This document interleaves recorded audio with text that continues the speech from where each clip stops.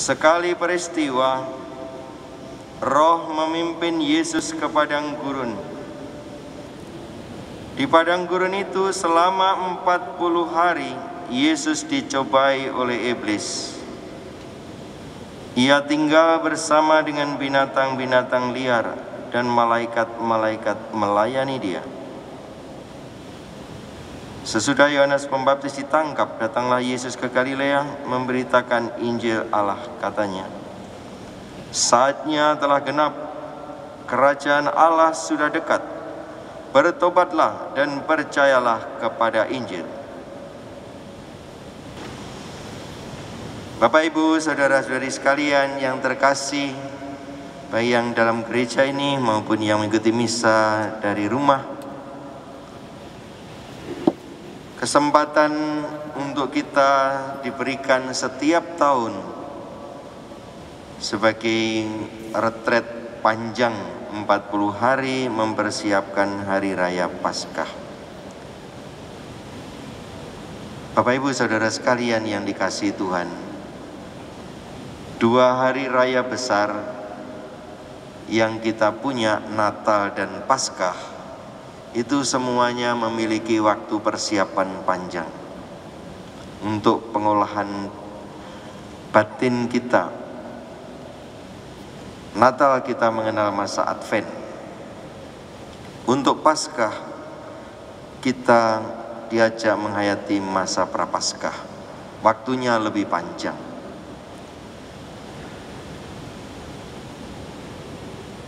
Kalau dilihat dari liturginya, Hari Raya Paskah adalah hari raya yang sangat padat. Ketika kita memasuki Minggu Palma, disebut Pekan Suci, nanti ada Trihari Suci. Hampir setiap hari mulai Kamis kita berada di gereja. Itu menunjukkan apa, saudara sekalian? Menunjukkan bahwa Hari Raya Paskah memang merupakan hari raya perayaan iman yang sangat penting. Maka disebut Trihari Suci, semuanya hari raya Kamis Putih, Jumat Agung, dan kemudian malam Paskah. Sekadar untuk memberikan informasi betapa yang kita persiapkan melalui masa Prapaskah ini, perayaan iman yang besar.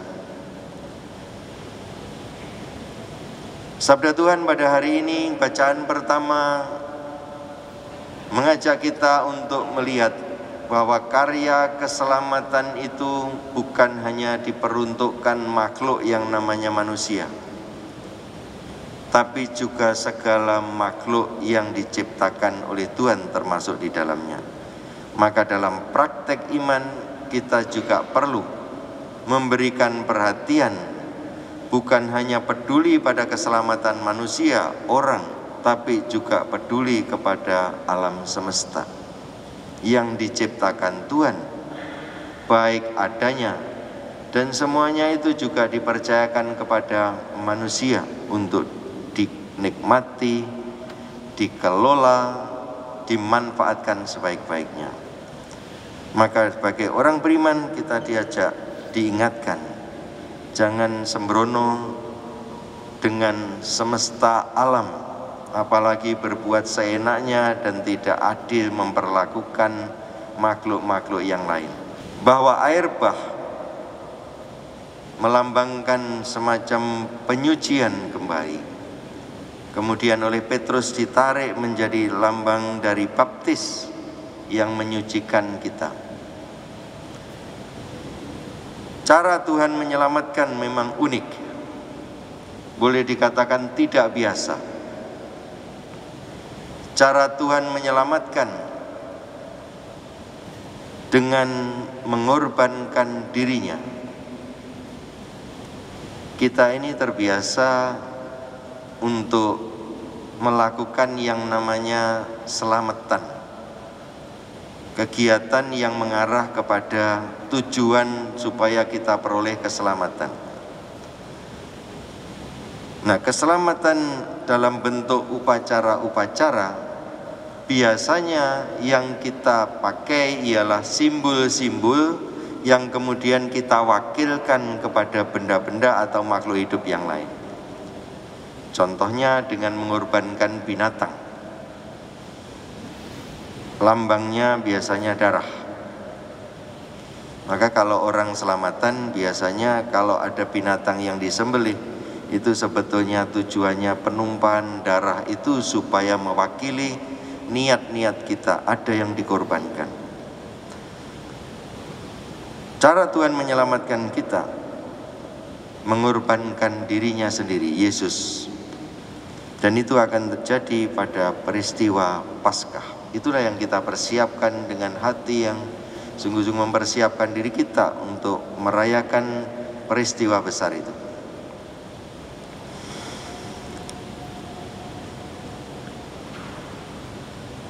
Setiap tugas, tanggung jawab yang diberikan kepada seseorang layak untuk dipersiapkan dengan baik. Sebelum Tuhan Yesus menjalankan tugas perutusannya, Tuhan Yesus mempersiapkan diri.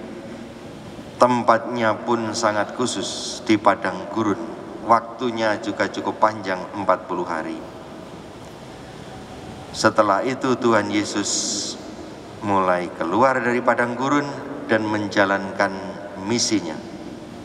Mengajarkan kepada kita, apabila kita mempunyai tugas dan kita anggap itu istimewa, penting dan harus kita jalankan, jangan lupa mempersiapkan dengan baik. Bukan hanya secara pengetahuan pikiran, tapi juga hati, jiwa, batin. Memang dalam Injil Markus tidak ditampilkan seperti Injil-Injil yang lain. Tidak ada diceritakan oleh Markus Tuhan Yesus dicobai oleh iblis dengan mengubah batu menjadi roti, turun dari tempat tinggi, lalu ditawari tentang kerajaan-kerajaan yang ada. Tidak ada, cuma dikatakan dicobai iblis dan malaikat-malaikat melayani dia. Markus dengan singkat menceritakan bahwa Tuhan Yesus mempersiapkan diri untuk perutusannya di padang gurun dengan baik, dan dia menunjukkan kemenangannya pada persiapannya. Malaikat-malaikat melayani dia. Setiap kita merasakan, mengetahui, dan meyakini bahwa tanggung jawab yang Tuhan berikan kepada kita, entah itu skopnya luas, menjangkau banyak orang, jangkanya mungkin panjang atau pendek, asalkan itu penting dan bermutu, sebagai orang beriman, mari kita ikuti contoh Tuhan Yesus. Persiapkan diri, mungkin kalau perlu ya dengan berpantang, dengan berpuasa. Ada orang yang berpantang puasa 3 hari, ada yang puasa 9 hari. Kita diajarkan juga puasa 40 hari. Semakin hal itu penting, semakin hal itu merupakan tugas yang tidak bisa kita anggap enteng, apalagi menyangkut banyak orang, maka layak kita untuk mempersiapkan supaya apa yang nanti dikerjakan, kalau ada keberhasilan, juga tidak membuat kita lalai. Kalau ada tantangan, rintangan, bahkan kegagalan, lalu kita pun juga tidak mundur, tidak banyak mengeluh, atau tidak banyak kita protes. Kita meneladan Tuhan Yesus bagaimana dalam karyanya. Seruannya yang disampaikan dalam Injil Markus cukup jelas. Sasaran dari semua karya yang Tuhan Yesus jalankan ialah pengampunan dosa. Sumber dari semua yang memisahkan manusia dengan Tuhan itu dosa. Dan itulah yang menjadi sasaran utama karya dari keselamatan. Bertobatlah merupakan seruan yang tidak boleh surut, selalu aktual setiap saat karena manusia sering jatuh bangun. Maka seruan pertobatan menjadi bagian dari penghayatan iman kita. Kita mengingat, saudara sekalian, apapun Tuhan Yesus itu mengalami, mau lahir sebagai manusia, kemudian tumbuh dan berkembang, mengalami juga kehausan, bahkan ketakutan ia, sengsaraan dia alami, dihina dialami, sampai nanti akhirnya dianiaya dan mati pun dialami. Tapi Tuhan Yesus katakan tidak berdosa. Karena memang sasarannya untuk karya keselamatan ialah pembebasan manusia dari dosa. Semoga kita pun juga ikut ambil bagian dalam hal ini. Kalau kita sendiri yang berdosa, bertobat. Kalau orang lain yang berdosa kepada kita, ya diampuni. Caranya hanya itu. Orang beriman yang tidak bisa mengampuni, sebetulnya tidak ikut serta di dalam karya keselamatan Tuhan. Maka kita diajak mengingat, misalnya Tuhan Yesus mengatakan berapa kali harus mengampuni. Memang tidak ada syaratnya, 70 kali 7 kali, kita tidak pernah menghitung sampai gitu. Untuk menegaskan bahwa pengampunan selalu bermanfaat, berguna, karena itulah intinya karya keselamatan. Jadi ada dua hal yang harus kita laksanakan mengenai dosa. Kalau berdosa sendiri bersalah, ya segera bertobat. Kalau ada orang lain yang bersalah, segera diampuni. Tidak minta pun kita wajib mengampuni, karena memang itulah intinya karya keselamatan.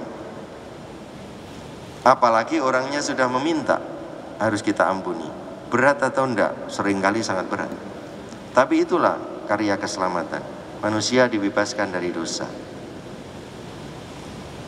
Semoga seruan pertobatan yang oleh Tuhan Yesus katakan, kerajaan Allah sudah genap, sudah dekat, waktunya telah genap. Bertobatlah dan percayalah kepada Injil, menjadi seruan yang kita renungkan terus-menerus, terutama pada masa Prapaskah ini, untuk kita melakukan pertobatan, pembersihan hati, pembersihan diri kita, supaya kita siap nanti merayakan Paskah Tuhan, hari raya iman yang sangat besar, secara liturgi begitu padat. Cara kita untuk mengungkapkan syukur kepada Tuhan yang merayakannya. Maka Bapak Ibu Saudara sekalian yang dikasihi Tuhan, sekali lagi semoga waktu Prapaskah tidak sia-sia, diberikan kepercayaan pada Tuhan. Tidak semua orang memiliki waktu ini. Namun sekali lagi sekedar mengingatkan, puasa bukan hanya soal makanan dan minuman. Masalahnya bukan saya menyetop sesuatu yang masuk ke dalam. Aku tidak makan sampai 3 kali cuma sekenyang. Itu juga menjadi bagiannya. Tapi puasa Katolik khususnya justru meminta, bukan persoalannya apa yang mau datang ke kamu stop supaya mencegah ini, tapi soal produksi kebaikan. Kalau kita berpuasa hanya sekadar tidak makan, tidak minum, itu nanti menjadi pertandingan siapa tahan lapar, tahan haus. Tuhan menghendaki puasa kita sebagai bagian dari cara kita untuk memproduksi kebaikan. Di dalamnya termasuk kita diajak untuk menahan diri, menuruti apa yang kita inginkan, memindahkan menjadi menuruti apa yang Tuhan kehendaki. Dengan cara kita menghayati puasa dengan lebih memperhatikan apa yang kebaikan bisa saya perbuat, itu bisa menjadikan puasa kita lebih menarik untuk dihayati, lebih bermakna, lebih mendorong kita untuk aktif. Ciri khasnya kalau puasa itu benar, orang berpuasa tidak akan menjadi kekurangan kegiatan kebaikan. Ya mohon maaf kalau misalnya ya memang puasa tapi lalu kegiatannya berkurang, aktivitasnya tidak ada, karena toh berpuasa. Justru masa berpuasa ialah saat dimana kita mengolah diri kita untuk mengikuti kehendak Tuhan. Dan Tuhan menghendaki puasa seperti yang kita dengar dalam kitab Nabi Yesaya, yaitu kita memberikan perhatian kepada saudara-saudara kita dengan kebaikan apa yang bisa kita buat. Kecil-kecil maupun besar, jangkauannya orang banyak atau jangkauannya orang sedikit, tidak masalah. Yang penting kita memang berniat menjalankannya sebisa mungkin. Memberi minum kepada orang yang haus, semua bisa. Memberi makan kepada orang yang lapar, asal kita usahakan bisa. Memberi pakaian kepada orang yang telanjang, bisa. Itu produktif, dan itulah yang dikehendaki Tuhan puasa Kristiani. Amin.